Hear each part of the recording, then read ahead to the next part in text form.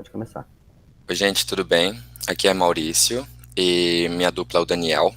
A gente pegou um artigo onde ele fala sobre a determinação do coeficiente de transferência de calor numa placa plana aquecida no interior de um túnel de vento com escoamento de ar em paralelo.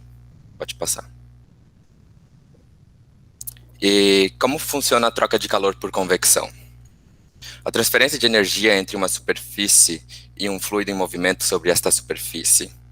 No caso, eu vou ter uma placa e vou ter um fluido passando em cima dela, e na hora que esse fluido passa, ele vai trocar calor com a placa.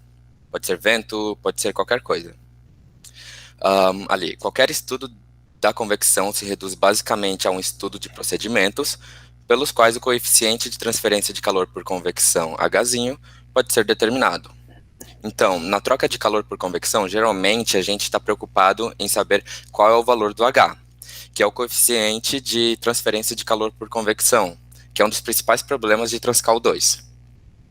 E esse estudo aqui, ele tem o objetivo de estabelecer uma correlação específica para a determinação do coeficiente de transferência de calor em superfícies planas aquecidas em um túnel. Pode passar. Bom, aqui a gente tem um modelo físico. O que está acontecendo aqui? Eu tenho a placa aqui em cinza e eu tenho uma resistência elétrica. Também tenho a fonte de tensão e a corrente. Quando a corrente passa por essa resistência, ela vai gerar calor, que é a potência elétrica. Então, potência elétrica é igual a corrente vezes a tensão, que é um circuito elétrico simples. Como essa placa está totalmente isolada ali embaixo, ela só vai trocar calor com a superfície onde está passando o fluido a uma velocidade e a uma temperatura, que é representada ali pelo U infinito e pelo T infinito. Como não vai ter mais nenhuma troca de calor, então todo o calor que essa potência elétrica, que é o Q, vai ser trocado só lá em cima. E lá em cima, como é troca de calor por convecção, vai ser o H, que é o coeficiente, vezes a área da superfície, vezes a diferença de temperatura entre a superfície e o ambiente. O que acontece na maioria dos casos? Geralmente, eu sei quando eu estou fazendo um problema de termodinâmica, eu não sei qual é esse Q, que é o que quero achar. E eu não sei o H, e eu sei todo o resto. Pode passar. Então, num problema de Transcal, o que acontece? Eu sei as propriedades do fluido, e assim eu consigo calcular o número de Reynolds e o número de Prandtl. A partir do número de Reynolds e do número de Prandtl, eu consigo saber se o escoamento é turbulento ou laminar. Ali também tenho dois números de Nusselt. Basicamente, num problema de Transcal, eu venho do Reynolds, eu calculo o meu Nusselt a partir do valor do Reynolds e do Prandtl que eu tenho. E daí do Nusselt eu calculo o meu H. Então, com o meu H e sabendo a diferença de temperatura em minha área, eu calculo o meu Q. Esse é um problema teórico. E esse Nusselt de cima com Lzinho, ele é para um escoamento externo. Então eu só tenho a placa passando o ar. Esse Nusselt de baixo com o Dzinho, ele é para um escoamento interno. Então eu tenho a minha placa, e nessa placa, nesse artigo no caso, né, ela vai ter em volta um tubo, e eu vou considerar que esse tubo vai influenciar na troca de calor. Então eu vou ver qual desses dois se aproxima mais. Se é o Nusselt no escoamento externo normal, sem considerar que tem o tubo ao redor, ou com o tubo ao redor. Ali também podemos ver a faixa de valores que conseguimos utilizar. Resumindo, Reynolds e Prandtl, se eu conseguir calcular o escoamento externo, eu vou para o de cima, onde não se considera a influência do tubo. Se eu quero calcular o escoamento interno, eu vou para o de baixo, o Nusselt de baixo considera a influência do tubo. Nesse artigo, o objetivo é saber qual dos dois se aproxima mais dos resultados observados. Pode passar. Como foi feito o experimento? Ele pegou e construiu um aparato. Então ali eu tenho o tubo, e dentro do tubo tem a placa que vai ser o que vou medir. Também dá para ver o isolamento térmico com isopor ali embaixo do tubo, que é para não deixar a troca de calor, não deixar ter troca de calor com o ambiente, tentando minimizar para tentar chegar o mais próximo do teórico possível. Logo, só irá trocar calor com o ar que está passando dentro do tubo. Esse escoamento vai ser forçado, então tem um ventilador lá na ponta que vai jogar ar para dentro. Ali embaixo temos o termopar. Esse termopar, eles vão calcular a temperatura em alguns pontos da placa para eu achar uma temperatura média. Ali na segunda imagem, a de baixo, eu tenho a placa, a resistência elétrica e o termopar, ligado nesse baquelite para conseguir calcular a temperatura. Então, tem os três que juntei um sanduíche ali no isopor, que está dentro do isopor, onde podemos ver saindo os fios. Esses três aparelhos estão calculando a diferença de tensão no termopar e com essa diferença de tensão, depois eu consigo calcular a temperatura. E a resistência ela está ligada na fonte para passar uma corrente por ela, que é essa caixa branca ali do lado dos aparelhos ligados no termopar. Agora, eu tenho que descobrir qual a velocidade que o ar está passando. Pode passar. Como eu descubro essa velocidade? Eu tenho que pensar assim. Eu tenho um escoamento dentro do tubo, eu vou ter um sensor lá dentro para medir a pressão lá dentro e outro ali fora para medir a pressão de fora. O de dentro a gente pode observar na figura de baixo, ali tem o escoamento e ele vai medir a pressão num determinado ponto. E o de fora, ele vai medir ali em cima, quando ele está já fora do tubo. Fazendo isso, eu jogo o Bernoulli entre as duas partes. Como a diferença de altura não me importa, a velocidade ali fora vai ser igual a zero. Eu vou chegar nessa equação ali, onde a velocidade média vai ser igual a zero. Não, mentira, desculpa.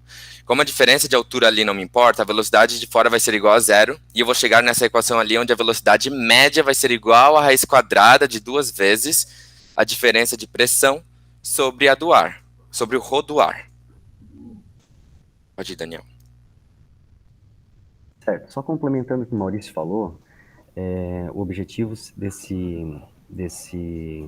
trabalho era identificar qual se aproximava mais do Nusselt real. Então, foi feito um experimento real e com as propriedades que nós temos, calculado os Nusselt, né, de interno e externo.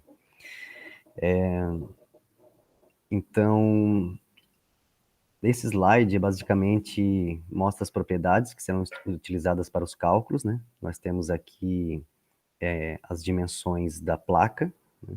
As dimensões do tubo, o sistema de aquecimento, que é a tensão, resistência, corrente, a potência, que é em watt, né? E o fluxo, que é em watts por metro quadrado.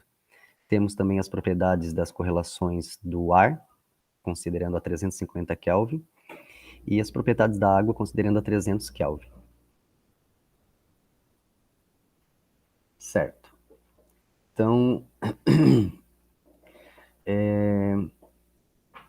nesse experimento, né, agora esses são os dados do experimento que foi realizado, né, encontrou-se os valores dessa tabela. Nós temos aqui 10 Hz, 20 Hz, 30 Hz, 40 Hz e 50 Hz. Esses dados são velocidade, né, que aquele ventilador joga o ar para dentro, no interior daquele tubo. A velocidade do ventilador está jogando esse ar.